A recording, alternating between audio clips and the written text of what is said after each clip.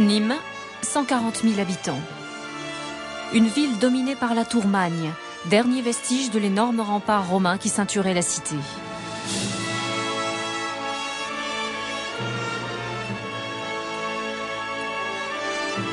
Au cœur de la ville, la maison carrée.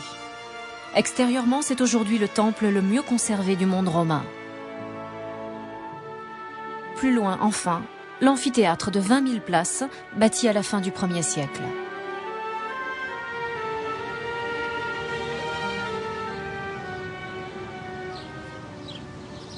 Cet amphithéâtre a été construit à l'image du Colisée de Rome, la capitale de l'Empire romain.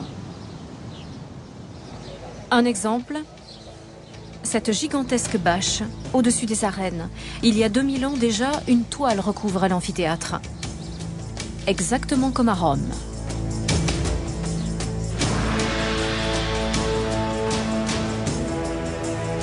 Au sommet du Colisée, une toile de tissu protégeait les spectateurs du soleil.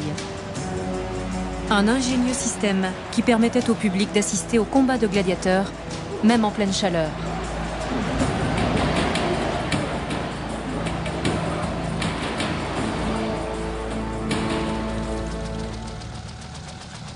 Un aérodrome près d'Aix-en-Provence.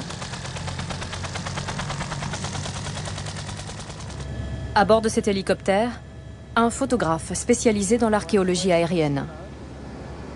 Ce jour-là, Marc Heller part à la recherche de sites gallo-romains méconnus, loin des villes et des grands monuments.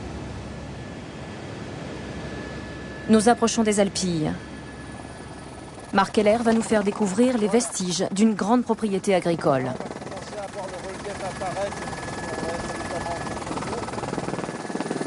On tourne encore. Voilà. Ah, je vois les structures fouillées. Il y a un puits qui a été fouillé là et qui apparaît très bien.